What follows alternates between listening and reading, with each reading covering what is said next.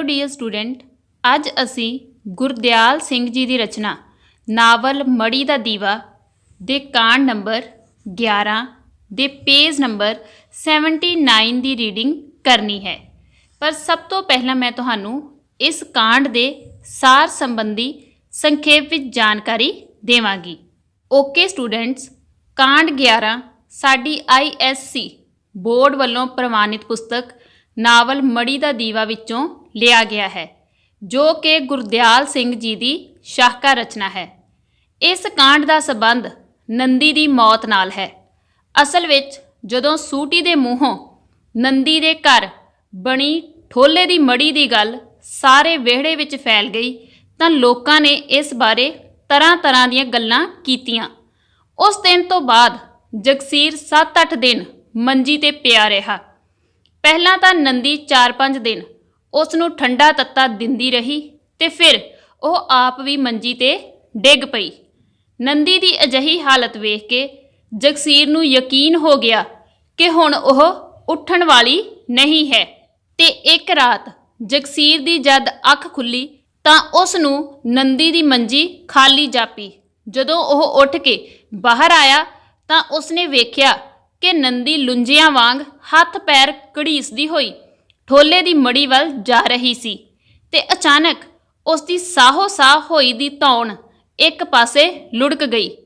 ਇਸ ਉਪਰੰਤ ਜਗਸੀਰ ਨੇ ਨੰਦੀ ਨੂੰ ਮੰਜੀ ਤੇ ਲੰਮੇ ਪਾ ਕੇ ਉਸ ਦੇ ਮੂੰਹ ਵਿੱਚ ਕੋਸਾ ਪਾਣੀ ਪਾਇਆ, ਪਰ ਉਸ ਨੂੰ ਕੋਈ ਸੁਰਤ ਨਾ ਆਈ। ਉਸ ਸਮੇਂ ਜਗਸੀਰ ਨੇ ਇੱਕ ਵਾਰੀ ਡੇਰੇ ਵਾਲੇ ਸਾਧ ਨੂੰ ਬੁਲਾਉਣ ਬਾਰੇ ਸੋਚਿਆ, ਪਰ ਫਿਰ ਉਹ ਡੇਰੇ ਵਾਲੇ ਸਾਧ ਨੂੰ ਬੁਲਾਉਣ ਲਈ ਨਾ ਗਿਆ, ਕਿਉਂਕਿ ਉਸਨੇ ਸੋਚਿਆ ਕਿ ਜੇਕਰ ਨੰਦੀ ਨੇ ਅੱਗੇ ਪਿੱਛੇ ਮਰਨਾ ਹੀ ਹੈ ਤਾਂ ਉਸ ਨੂੰ ਹੋਰ ਦੁਖੀ ਕਰਕੇ ਕਿਉਂ ਮਾਰਨਾ ਹੈ। ਕੁਝ ਸਮੇਂ ਬਾਅਦ ਉਸ ਨੂੰ ਨੰਦੀ ਦੇ ਸਾਹ ਦੀ ਇੱਕ ਅਜੀਬ ਆਵਾਜ਼ ਸੁਣਾਈ ਦਿੱਤੀ ਤੇ ਜਦੋਂ ਉਸ ਨੇ ਉਸ ਦੀਆਂ ਨਬਜ਼ਾਂ ਟੋਹੀਆਂ ਤਾਂ ਉਹ ਕੂਣੀਆਂ ਤੱਕ ਆ ਗਈਆਂ ਸਨ। ਇਸ ਲਈ ਉਸ ਨੇ ਟੰਗਣੇ ਤੋਂ ਜੁੱਲੀ ਲਾ ਕੇ ਹੇਠਾਂ ਸੁੱਟ ਦਿੱਤੀ ਤੇ ਉਸ ਉੱਪਰ ਨੰਦੀ ਦੀ ਲੋਥ ਨੂੰ ਲੰਮੇ ਪਾ ਦਿੱਤਾ ਅਤੇ ਆਪ ਖੇਸ ਦੀ ਬੁੱਕਲ ਮਾਰ ਕੇ ਉਸ ਦੀ ਲੋਥ ਦੇ ਕੋਲ ਬੈਠ ਗਿਆ। ਉਸ ਨੂੰ ਇਸ ਤਰ੍ਹਾਂ ਬੈਠਿਆਂ ਹੀ ਲੋਈ ਪਾਟ ਪਈ। ਫਿਰ ਸਭ ਤੋਂ ਪਹਿਲਾਂ ਉਸਨੇ ਨੰਦੀ ਦੀ ਮੌਤ ਸੰਬੰਧੀ ਵਿਹੜੇ ਦੀਆਂ 1-2 ਸਿਆਣੀਆਂ ਔਰਤਾਂ ਤੇ ਬੰਦਿਆਂ ਨੂੰ ਦੱਸਿਆ ਤੇ ਆਪ ਧਰਮ ਸਿੰਘ ਦੇ ਘਰ ਚਲਾ ਗਿਆ। ਜਦੋਂ ਉਸਨੇ ਧਰਮ ਸਿੰਘ ਨੂੰ ਨੰਦੀ ਦੀ ਮੌਤ ਬਾਰੇ ਦੱਸਿਆ ਤਾਂ ਉਸਨੇ ਜਗਸੀਰ ਨੂੰ ਦਿਲਾਸਾ ਦਿੱਤਾ, ਪਰ ਉਸ ਦਾ ਮਨ ਵੀ ਡੋਲ ਗਿਆ। ਜਦੋਂ ਉਹ ਦੋਵੇਂ ਜਗਸੀਰ ਦੇ ਘਰ ਆਏ ਤਾਂ ਉਸ ਸਮੇਂ ਵਿਹੜੇ ਦੇ ਖਾਸੇ ਤੀਵੀਆਂ ਤੇ ਬੰਦੇ ਇਕੱਠੇ ਬੈਠੇ ਹੋਏ ਸਨ। ਇਸ ਤੋਂ ਬਾਅਦ ਸੂਟੀ ਨੇ ਜਗਸੀਰ ਕੋਲੋਂ ਨੰਦੀ ਨੂੰ ਨੁਹਾ ਕੇ ਪਾਉਣ ਵਾਲੇ ਕੱਪੜੇ ਮੰਗੇ ਤਾਂ ਜਗਸੀਰ ਨੇ ਲੱਕੜ ਦੇ ਸੰਦੂਕ ਵਿੱਚੋਂ ਇੱਕ ਗਠੜੀ ਕੱਢ ਕੇ ਦੇ ਦਿੱਤੀ, ਜਿਸ ਵਿੱਚ 3 ਕੱਪੜੇ, ਖੰਮਣੀ ਤੇ ਖੱਫਣ ਸੀ ਅਤੇ ਉਹ ਆਪ ਉੱਥੇ ਬੈਠਾ ਆਪਣੇ ਖੱਫਣ ਬਾਰੇ ਸੋਚਣ ਲੱਗ ਪਿਆ। ਉਸ ਸਮੇਂ ਉਸ ਦਾ ਚਿਹਰਾ ਇੱਕ ਬਹੁਰੰਗਾ ਭੇਤ ਬਣ ਗਿਆ, ਜਿਸ ਉੱਤੇ ਕਦੀ ਓਪਰੀ ਮੁਸਕਾਨ, ਕਦੀ ਉਦਾਸੀ ਤੇ ਕਦੀ ਕਿਸੇ ਉਲਝਣ ਦੇ ਰੰਗ ਉੱਗੜ ਰਹੇ ਸਨ ਤੇ ਜਿਨ੍ਹਾਂ ਨੂੰ ਸਿਰਫ ਜਗਸੀਰ ਦੀ ਆਤਮਾ ਹੀ ਮਹਿਸੂਸ ਕਰ ਸਕਦੀ ਸੀ। ਇਸ ਉਪਰੰਤ ਨੰਦੀ ਦਾ ਅੰਤਿਮ ਸੰਸਕਾਰ ਹੋਣ ਤੇ ਦਿਨ ਦੇ ਛਪਾ ਨਾਲ ਸਾਰੇ ਲੋਕ ਆਪੋ ਆਪਣੇ ਘਰ ਚਲੇ ਗਏ ਅਤੇ ਸਿਰਫ ਜਗਸੀਰ ਤੇ ਧਰਮ ਸਿੰਘ ਦੋਵੇਂ ਰਹਿ ਗਏ।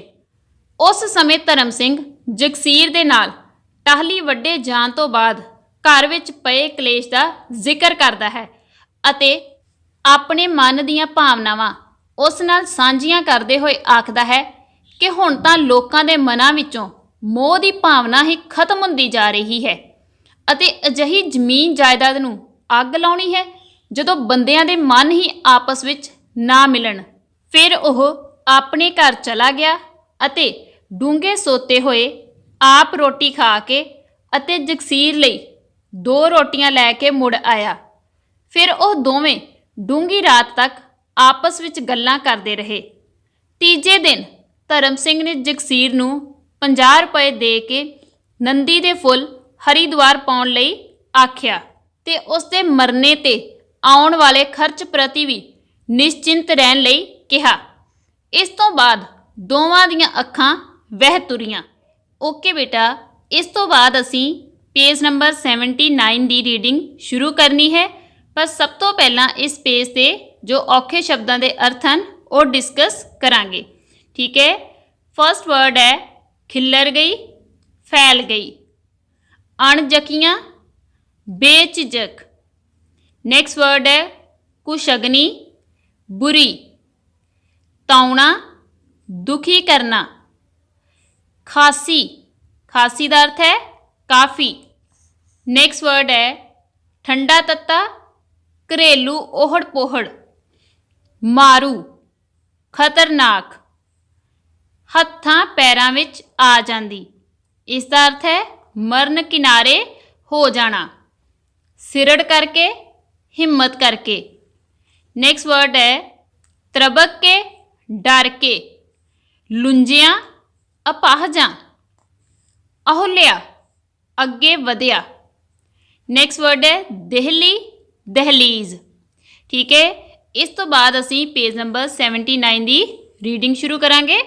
दूजे दिन सूटी दे मूहों निकली गल सारे विहड़े विच खिलर गई ते फिर सारे पिंड विच विहड़े दियां कई अणजकीਆਂ ਤੀਵੀਆਂ ਤਾਂ ਚੁੱਪ ਚਪੀਤੀਆਂ ਜਾ ਕੇ ਆਪ ਵੀ ਵੇਖ ਆਈਆਂ ਸਨ ਤੇ ਉਹਨਾਂ ਇਸ ਗੱਲ ਨੂੰ ਹਾਸੇ ਵਜੋਂ ਹੋਰਾਂ ਕੋਲ ਦੱਸਿਆ ਸੀ। ਕਈ ਸਿਆਣੀਆਂ ਬੁੱਢੀਆਂ ਤੇ ਬੰਦੇ ਇਹਦੀ ਉਂਝ ਵਿਚਾਰ ਕਰਨ ਲੱਗ ਪਏ ਸਨ ਤੇ ਉਹਨਾਂ ਨੂੰ ਇਹ ਕਿਸੇ ਰੱਬੀ ਕਹਿਰ ਵਰਗੀ ਕੁਸ਼ਗਨੀ ਗੱਲ ਜਾਪਦੀ ਸੀ। ਉਹ ਬੜੀ ਗੰਭੀਰਤਾ ਨਾਲ ਇਸ ਬਾਰੇ ਆਪੋ ਵਿੱਚ ਸਲਾਹਾਂ ਕਰਨ ਲੱਗ ਪਏ ਸਨ, ਪਰ ਅਜੇ ਤੱਕ ਕਿਸੇ ਨੇ ਉਭਾਸਰ ਕੇ ਕੁਝ ਨਹੀਂ ਸੀ ਆਖਿਆ। ਤੇ ਅਸਲ ਗੱਲ ਇਹ ਸੀ ਕਿ ਰੱਬੋਂ ਹੀ ਮਾਰਿਆਂ ਨੂੰ ਹੋਰ ਵਧੇਰੇ ਤਾਉਣਾ ਸਿਆਣੇ ਬੰਦਿਆਂ ਨੂੰ ਚੰਗਾ ਨਹੀਂ ਸੀ ਲੱਗਿਆ। ਹੁਣ ਦੇਖੋ ਬੇਟਾ, ਪਹਿਲਾਂ ਅਸੀਂ ਪੜ੍ਹ ਚੁੱਕੇ ਹਾਂ ਕਿ ਜਦੋਂ ਸੂਟੀ ਨੰਦੀ ਦੇ ਘਰ ਸੱਬਰ ਲੈਣ ਆਈ ਸੀ ਤਾਂ ਉਸ ਸਮੇਂ ਉਸ ਨੂੰ ਇਹ ਸਪਸ਼ਟ ਹੋ ਜਾਂਦਾ ਹੈ ਕਿ ਠੋਲੇ ਦੀ ਮੜੀ ਨੰਦੀ ਦੇ ਵਿਹੜੇ ਦੇ ਇੱਕ ਖੂੰਜੇ ਬਣੀ ਹੋਈ ਹੈ, ਤਾਂ ਉਸ ਦੇ ਮੂੰਹੋਂ ਇਹ ਨਿਕਲੀ ਹੋਈ ਗੱਲ ਸਾਰੇ ਵਿਹੜੇ ਵਿੱਚ ਫੈਲ ਜਾਂਦੀ ਹੈ। ਹੁਣ ਇੱਥੇ ਵਿਹੜੇ ਦਾ ਅਰਥ ਹੈ ਬੇਟਾ ਠੱਠੀ, ਠੀਕ ਹੈ, ਜਾਂ ਇੱਕ ਮੁਹੱਲਾ।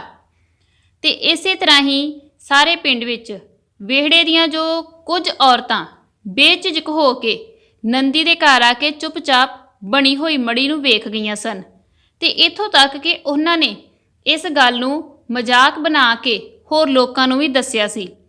ਪਰ ਜੋ ਪਿੰਡ ਦੀਆਂ ਸਿਆਣੀਆਂ ਔਰਤਾਂ ਤੇ ਮਰਦ ਸਨ ਉਹ ਇਸ ਸੰਬੰਧੀ ਵਿਚਾਰ ਕਰਨ ਲੱਗ ਪਏ ਸਨ ਤੇ ਉਹਨਾਂ ਨੂੰ ਘਰ ਵਿੱਚ ਮੜੀ ਬਣਾਉਣ ਵਾਲੀ ਗੱਲ ਬਹੁਤ ਹੀ ਕੁਸ਼ਗਨੀ ਲੱਗ ਰਹੀ ਸੀ, ਬੁਰੀ ਲੱਗ ਰਹੀ ਸੀ।